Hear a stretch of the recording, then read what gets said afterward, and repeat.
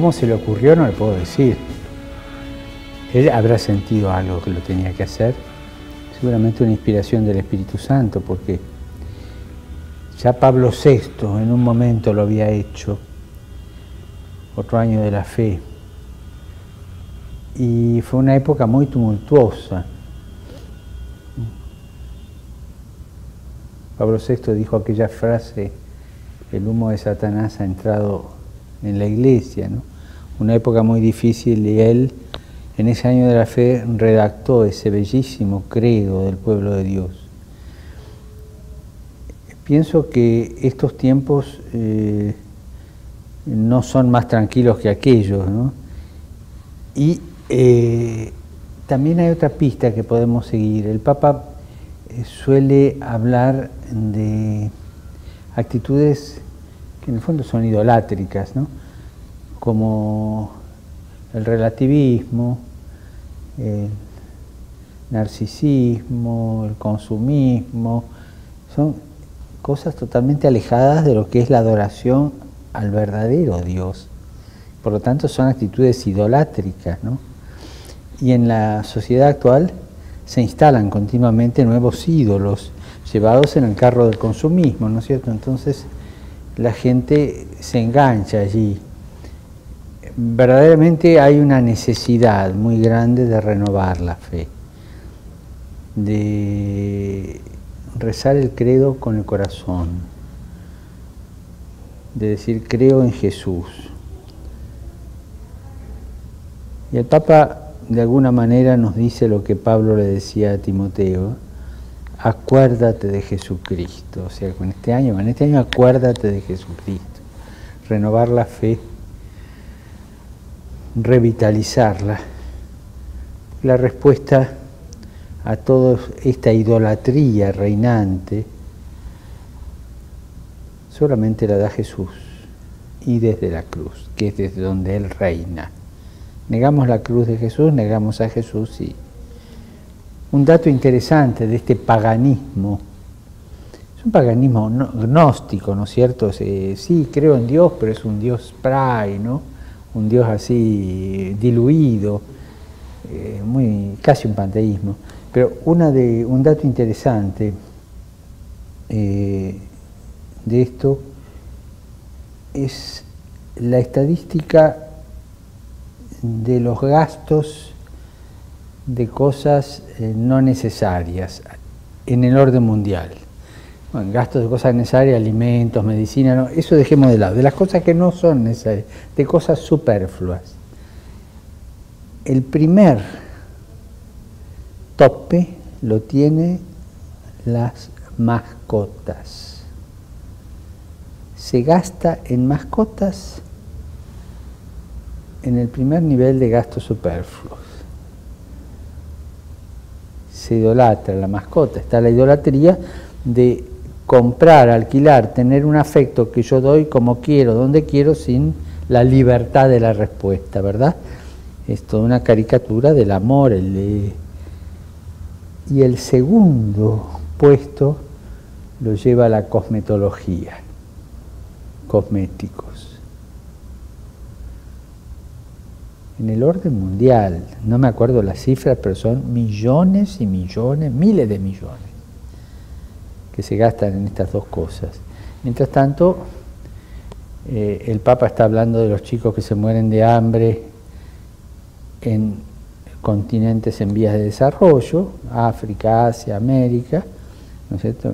Primero la mascota, después si sobra algo le tiramos a los chicos, pero... Y está hablando de la belleza del espíritu, de la belleza del corazón, que no tiene nada que ver con la belleza artificial del cosmético, ¿verdad? O sea, nos disfrazamos la belleza cuando no tenemos la belleza de Dios.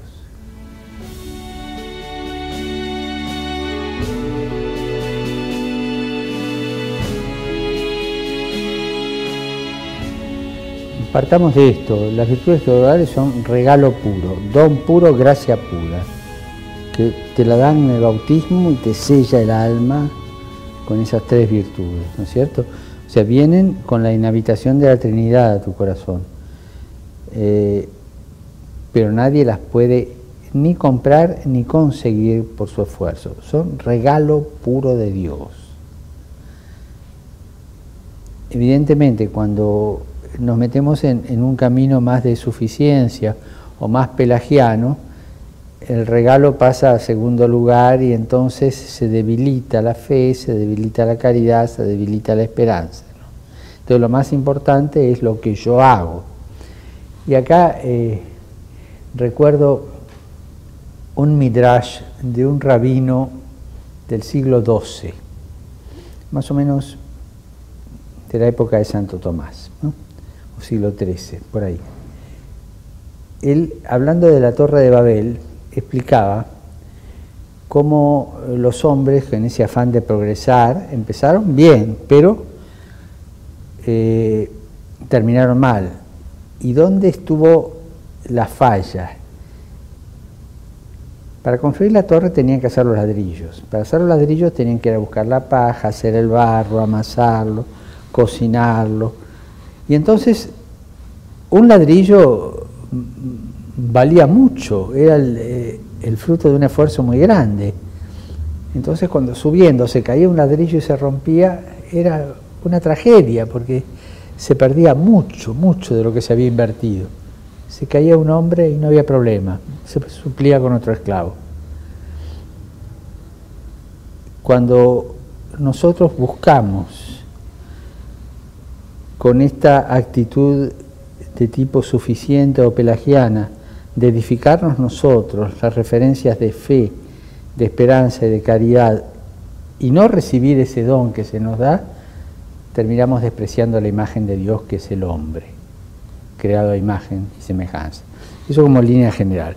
Y respecto a la primacía de la caridad, evidentemente la fe, una vez que uno contempla, desaparece, por eso desaparece San Pablo. Y la esperanza es esperar esa ancla, una vez que uno llegó a la orilla, saca el ancla, ya está, no tiene necesidad. En cambio la caridad es la consumación total de ese germen puesto en el bautismo, y por eso permanece.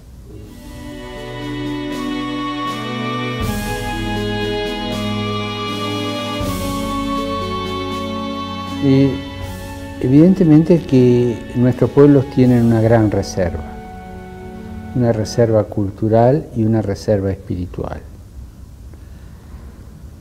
Una reserva que la podemos poner en algunas imágenes que son general de todos los pueblos de América Latina. Las imágenes de Nuestra Señora, la Madre, la que nos trae a Jesús, la que nos da calor de hogar en la iglesia, figura de la iglesia, y el Cristo crucificado, que a veces es el Cristo alrededor de la cruz, como es el Señor de la paciencia, después de ser azotado y coronado de espinas, ¿verdad? O el Señor yacente, muerto, pero son como dos figuras muy de nuestros pueblos, además de todas las devociones de santos que tiene. Pero la reserva está en esa referencia a que Dios es venido en carne y sufrió por nosotros. Esas son esas dos imágenes. Es venido en carne porque lo trae la Madre, que es Madre de todos nosotros, y muere por nosotros para darnos la vida. Esa referencia es una reserva de nuestros pueblos, que los lleva a ir adelante y da pie a esas virtudes de la solidaridad, la ayuda, la comprensión y todas esas cosas, ¿no? Todavía no, eso no ha sido destruido. Evidentemente que toda esta cultura que se propone, incluso que se propone en los centros de estudios también, y que se propone también como conducta social, está erosionando o tiende a erosionar esto, ¿no? Pero pienso que esa piedad popular, en el hondo sentido de la palabra, ¿no?, como la denominaba Pablo VI en Evangelii Nunciandi, o Aparecida en en su documento. Esa piedad popular que tiene esa raigambre de fe muy grande, todavía es muy fuerte, y yo apuesto a la fe de nuestro pueblo, como que el Señor nos dará la gracia a través de estas prácticas de piedad y de esta obediencia al Cristo que murió por nosotros y esa veneración a la Madre, poder salvarnos de esta corriente, ¿no? De ese relativismo que todo es igual, ¿no?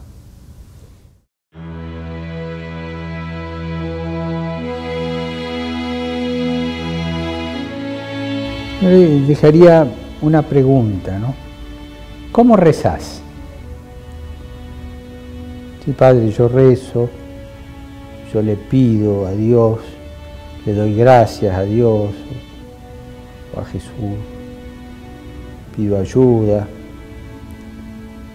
Nada más.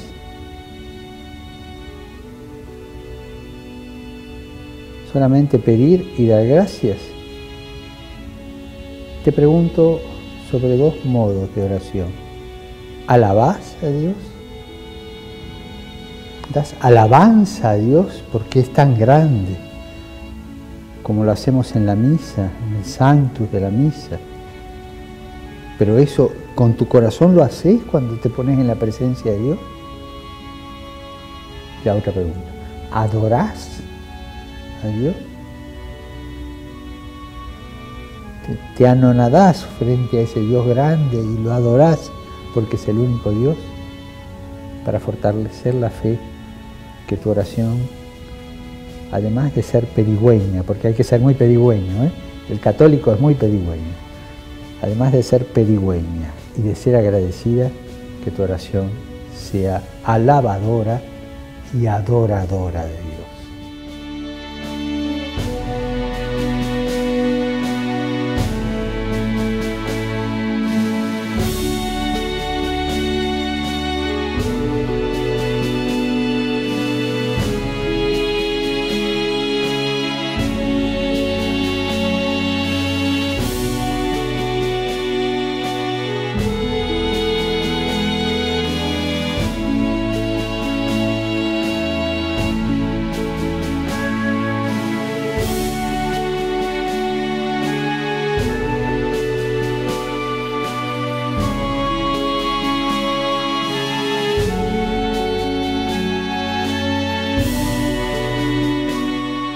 Si no adorás a Dios, ya tenés un sustituto.